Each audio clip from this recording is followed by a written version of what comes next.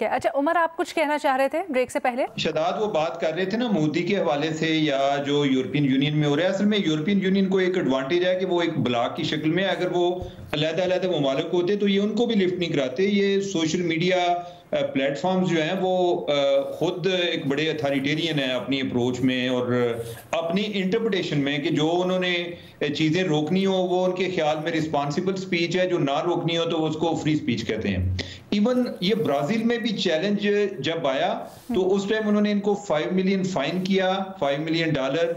फिर उन्होंने कहा कि अगर ये अपना इधर बंदा नहीं रखेंगे और दूसरा ये फाइन पे नहीं करेंगे तो जो सुप्रीम कोर्ट का जज है उसने कहा कि हम इसको सर्विस ब्लॉक कर देंगे।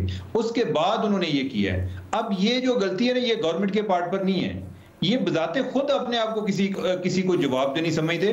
और मेरा ख्याल है कि इनके मामले में जरा सख्त रवैया इख्तियार करना चाहिए कि जिसमें इनको किसी तरह लाया जाए। इवन ये जो इन्होंने ट्विटर के हवाले से एक्शन लिया हमारी गवर्नमेंट ने, ऐसा करने की बजाय अगर ये भी उनको कोई फाइन करते ना, कोई एक लीगल तरीके से चीजों को लेकर चलते जिससे उनकी ओवरऑल रेपुटेशन एट रिस्क होती, वो ज्यादा बेहतर तरीका था, बजाय इसके कि एक चीज ब्लॉक भी की होती है फिर आप मानते भी नहीं, आप झूठ भी खुद ही बोलते रहते हैं, खुद ही उसमें जो बदनाम भी हो रहे होते हैं। तो हमारी अप्रोच जो है उसको जरा बेहतर करने की जरूरत है। जवाब देना चाहेंगे शहजाद? नहीं, मैं टोटली अग्री करता हूं इनसे।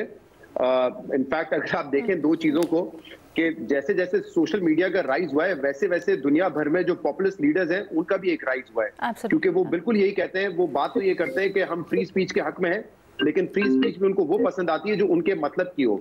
इनफैक्ट अभी यूरोपियन ममालिक तो खुद जो है फ्री स्पीच के हवाले से हमेशा बात करते हैं, लेकिन एलन मस्क टाइप लोग जो है, जो कि ना सिर्फ इस वक्त दुनिया की वेल्थ जो है मेजॉरिटी वेल्थ, वो 3-4 लोग जो आपने देखा था, एक पिक्चर आई थी इनॉग्रेशन के वक्त के, मार्क जुकरबर्ग, जेफ बेजोस और एलन मस्क बैठे हुए थे, तो बताया जा रहा था कि $8 ट्रिलियन उनकी वेल्थ है। ना सिर्फ वो उस वेल्थ को कंट्रोल करते हैं, बट के 60-70% जो इस वक्त इंफॉर्मेशन फ्लो है वो भी उन्हीं के जरिए कंट्रोल होता है। तो ये बात बिल्कुल दुरुस्त है कि इस वक्त यूरोपियन कंट्रीज जो कि फ्री स्पीच, अच्छा यहाँ पर एक मसला भी है, ये तो बात है, लेकिन वहीं से चाहे वो मेटा हो, चाहे मेटा प्लेटफॉर्म हो या चाहे एक्स का प्लेटफॉर्म हो, वहां पर जो गाइडलाइंस हैं उनको भी रिवाइज किया जा रहा है और बल्कि जो चेक्स एंड बैलेंसेस हैं उनको उतारा जा रहा है।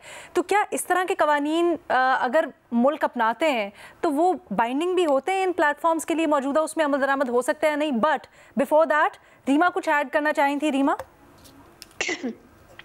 अलीना, एक दो चीज़ें, अगर आप ये जो चारों मुख्तलिफ इदारे, सेल्स, अथॉरिटीज़ कायम की गई, उन्हें देखें, अथॉरिटी है, काउंसिल है, ट्राइब्यूनल है, एजेंसी है, हमें ये बेहतर प्रैक्टिस ये होती है कि आप जुडिशरी को, क्योंकि उनके पास एक सिक्योरिटी होती है, एक एटलीस्ट इंस्टीट्यूशनल कुछ इंडिपेंडेंस होती है, उनको रोल दिया जाए। इनमें जुडिशल इन्वॉल्वमेंट नहीं है।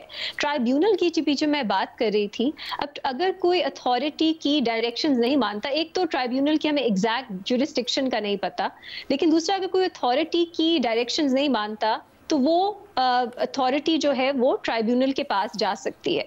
तो इसके पास इख्तियारात काफ़ी ज़्यादा होंगे, लेकिन फेडरल गवर्नमेंट है वो 3 लोगों का ट्राइब्यूनल बना देगी और उनके पास ये भी पावर है कि जितने मर्जी ट्राइब्यूनल्स बनाए, उसके बाद जो अपील है वो सुप्रीम कोर्ट में जाए।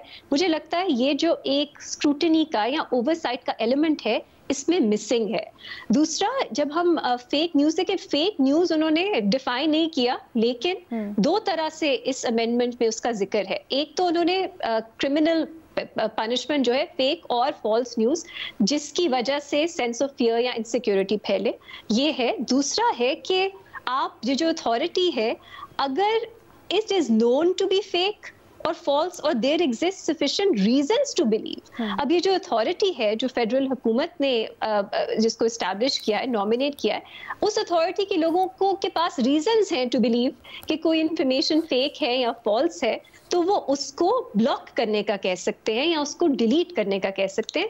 मेरा ख्याल है ये अथॉरिटी के पास आपने बहुत ज्यादा इख्तियार दे दिया, क्योंकि अगेन ये अथॉरिटी कोई जुडिशल फोरम नहीं है, इंडिपेंडेंटली कैसे फैसला करेगी, लेकिन उसके पास रीजनेबल ग्राउंड्स हैं कि कोई इंफॉर्मेशन फेक है या फॉल्स है।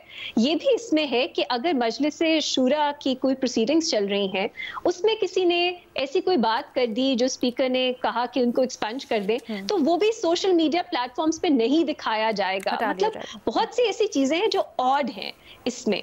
ओवरऑल अगर मैं एक बात कहूँ, इससे शायद मुल्क में डायलॉग हो, डिबेट हो, और हम सब जो हमारे डिटेल में पढ़ के उस पर अपना ओपिनियन दे सके। आई होप वो कंसिडर हो, और आपने जैसे कहा जॉइंट सेशन में इसको पास करने के भी इरादे लग रहे हैं, ऐसा ना हो, क्योंकि जैसे जैसे मैं पढ़ रही हूँ मुझे इनकंसिस्टेंसीज, कॉन्ट्रडिक्शंस, प्रॉब्लम्स मजीद नजर आ रही हैं।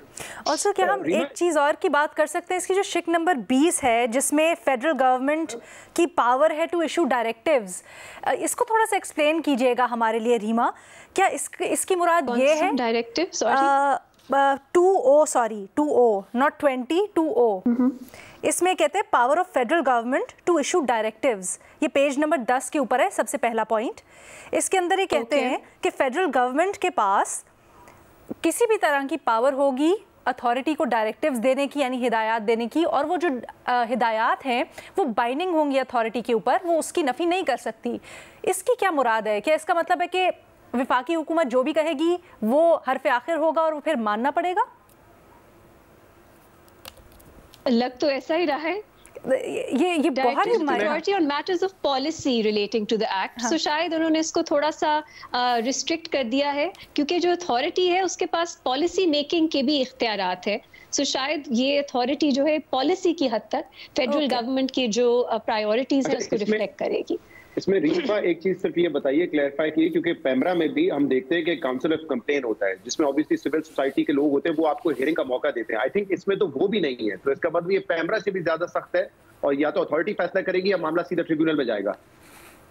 इन्होंने एग्जैक्टली डिटेल्स नहीं बताई। रूल्स में मुझे उम्मीद है कि इसमें कुछ डिटेल्स आ सकें, बट बहुत ब्रॉड छोड़ा है। तो ये एक लेजिटिमेट कंसर्न है ओवरऑल कि इसमें involvement, participation, oversight, judicial involvement वो नजर नहीं आ रही, ये जो चारों मुख्तलिफ इदारे बने हैं। सलीम साफी साहब, final word before I close. नहीं, यही बात है जिसकी तरफ रीमा ने इशारा किया कि देखिए आप अथॉरिटीज़ बनाते हैं या कुछ सरकारी लोगों को इन्वॉल्व करते हैं तो उनकी लिमिटेशन होती है, उनको उस तरह का तहफ़्फ़ुज़ भी नहीं होता जो जुडिशरी को होता है। तो जुडिशरी पे ही इक्तफा करना चाहिए और जुडिशरी से ही काम लेना चाहिए। अगर हकीकी मानों में सिर्फ 2 काम किए जाए, जिस तरह मैं बार बार कह रहा हूँ, एक हतक इज़्ज़त के कानून पे अमल किया जाए और दूसरा जो उसको क्या कहते हैं, एक तो हतक इज़्ज़त होता है और दूसरा अगर आपने कोई गलत इल्ज़ाम लगा दिया है या आपके खिलाफ गलत इल्ज़ाम लग गया है, का कानून कह रहे हैं, कज़ब का कानून, कि कज़ब के कानून को स्ट्रेंथन किया जाए। अब मसलन मुझ पे अली अमीन गंडापुर के भाई ने केस किया हुआ है, तो बिल्कुल ये उनका हक है। मैंने बात की है, अच्छा। उन्होंने जाके अदालत में, आखिर में मामला तो उधर वो किसी पैमरा वेमरा के पास तो नहीं गए हैं ना, अदालत के पास गए हैं, वो भी अदालत गए हैं, मैं भी अदालत गया हूँ। उधर अगर वो जीत गया तो जीत जाएगा, मैं जीत गया तो मैं जीत जाऊंगा, इसमें कोई इतनी बड़ी बात तो नहीं है। लेकिन असल में इन लोगों के मकासद और होते हैं, इनका मकसद मीडिया कंट्रोल करना होता है। हमारे सहाफ़ियों ने भी अपने आप को नाजुक मिजाज बना दिया है कि मैं दूसरे पे तनकीद करूंगा लेकिन मुझ पे कोई नहीं करेगा या मेरे खिलाफ कोई अदालत में नहीं जाएगा। अब मसलन मैं ये कि भाई मैंने तो उनके बारे में खबर दे दी या उनके ख्याल में मैंने उनकी हतक की है, तो वो अगर अदालत जाता है तो फिर मुझे अपना दिफा करना चाहिए। तो हमें सहाफ़ियों को अपनी सेंसिटिविटी भी ख़त्म करनी चाहिए और हुकूमत को इस नए इदारे बनाने और नए ऑर्गेनाइजेशन बनाने की बजाय जो अदलिया है, अदलिया ही से ये काम लेना चाहिए। ठीक है।